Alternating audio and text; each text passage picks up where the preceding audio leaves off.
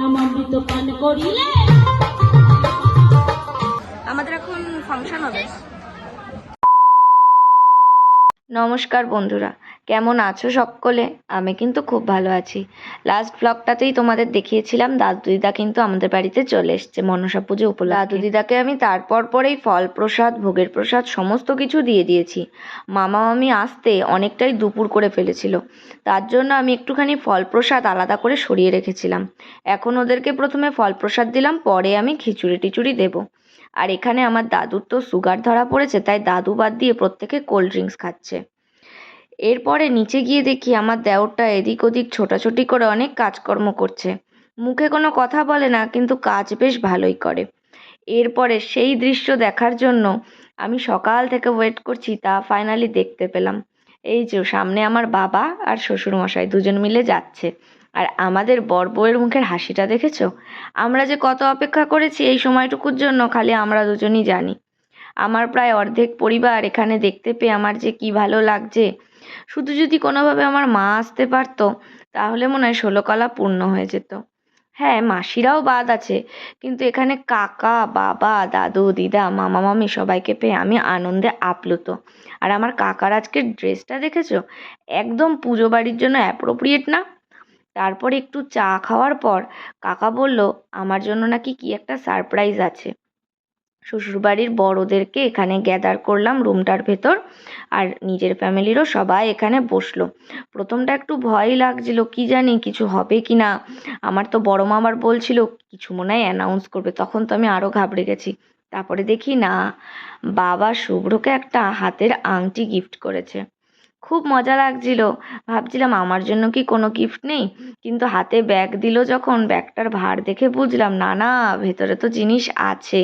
আর এখানে দেখো বুঝে উঠতে পারছে না কোন আঙুলে আংটিটা পরাবে।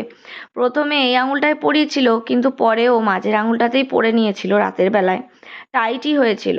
তারপরে একটু সবাইকে প্রণাম টনাম করলো। আমাকে কি কি গিফট করেছে জানো বাবা? একটা মঙ্গলসূত্র আর একটা গলার চোকার। আমি তো মঙ্গলসূত্র পেয়ে একাই গলায় গড়িয়ে নিচ্ছিলাম। তারপরে দেখি সবাই আশেপাশের থেকে বারণ করলো যে না, তুই কেন ওটা একা পরবি। তখন শুভ্র এসে আমাকে ওটা পরিয়ে দিল। আর প্রত্যেকটা গিফট পাওয়ার পরেই প্রত্যেকে হাততালি দিচ্ছে, যেন মনে হচ্ছে আজকে আমার সেকেন্ড টাইম বার্থডে সেলিব্রেট হচ্ছে। গিফট পাচ্ছি আমি কত। ছেলেটার থেকে আমি কিন্তু বেশি গিফট পেয়েছি, তোমরাই বলো। এই যে দেখো, নতুন জিনিস পরলে মুখে যে কি হাসি থাকে সে তো বলার বাইরে। আর এখানে চোকারটা পরতে আমার অসুবিধা হচ্ছিল, আসলে চুলটা খোপা করা ছিল তো, তাই চুলটা খুলে নিয়েছি। তারপরে শাশুড়ি মা বললেন যে উনিই পরিয়ে দেবে চোকারটা। তারপরে চোকারটা পরিয়ে দিল। দাঁড়াও, এক্ষুনি তোমাদেরকে আমি ক্লোজ আপ দিয়ে ভিডিওটাও দেখাবো কেমন হয়েছে, তোমরাও একটু বলো, ঠিক আছে? আর এখানে হাড় পরে মানে গিফট তো সেটাও। তারপরে তো প্রত্যেককে নমস্কার করতে হয়। আমি মোটামুটি ঘরের যত মানুষ ছিল সবাইকে নমস্কার করেছি, কারণ সবাই এখানে সম্পর্কে আমার থেকে অনেক বড়।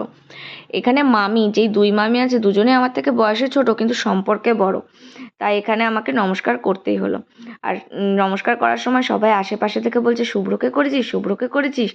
আমি তো শুভ্রকে করেছিলাম। আর কাকা জানো তো নমস্কার নিতে চায় না, আজকে দুরুম করে ফেলেছি তাই।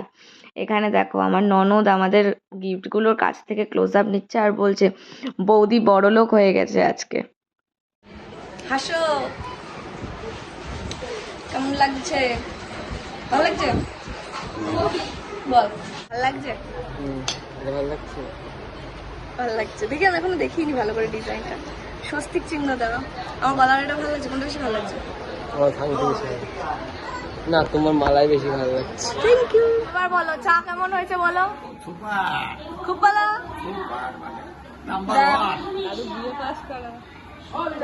আমার চা বেশি ভালো না দিদার চা বেশি ভালো?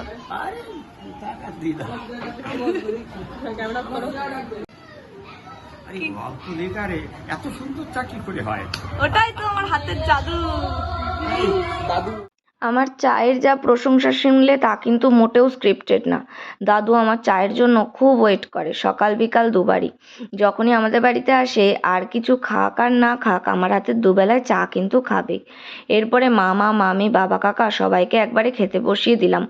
আমাদের বাড়িতে আজকে দুপুর বিকাল দুই বেলাতেই খাবারের ব্যবস্থা করা হয়েছে, কিন্তু মামা মামি দাদু দিদা সবাই খিচুড়িটাই খেয়েছে, কেউ আর সাদা ভাতটা খায়নি।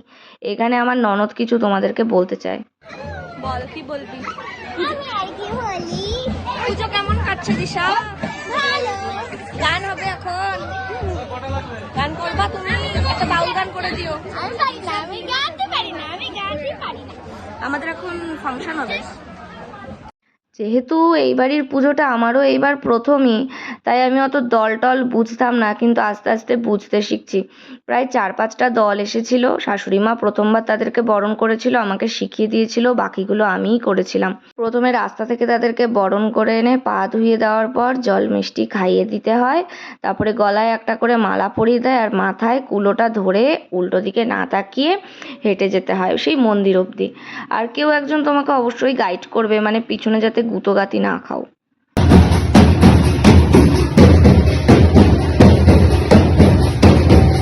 এই দলটা দিয়েই আমার যেহেতু বরণ করা শুরু হয়েছিল, তো তাই আমার চোখ মুখের ভাব দেখে তোমরা বুঝতেই পারছো আমি না ঠিক ধরে উঠতে পারছি না যে হলো আমার হাঁটা শেষ, এবার কি আমি ঘুরে দাঁড়াবো, এবার কি আমি ফুল দেবো, এবার আমি কি করব। তাই বারবার ওর মুখের দিকে আমি তাকাচ্ছিলাম। এই দলটার পরে আরও 2টো দল এসেছিলো, তাদেরকেও আমি বরণ করেছি, তখন অতটা সমস্যা হয়নি। আর এই যে একটা লাঠি মতন দিল না, এটাকে ঠিক কী বলে আমি না জানি না। এটা প্রত্যেকটা দল থেকে যে ধরে নিয়ে এসেছিলো সে হাতে দিয়ে দিচ্ছিলো, তারপরে আমি মন্দিরে আমাদেরও সেম টাইপের দেখতে একটা লাঠি আছে সেটার পাশে রেখে দিচ্ছিলাম একটা করে ফুল দিয়ে, আর তারপরে নমস্কার করে মনের ইচ্ছা জানাচ্ছিলাম। আর এখানে আজকে ভিডিও করছিলাম আমার ননদ, আমার মুখের হাসি দেখেছো, মানে বরণ করতে পেরে আমি যে নিজেকে কি ভাবছি, বাপরে বাপ।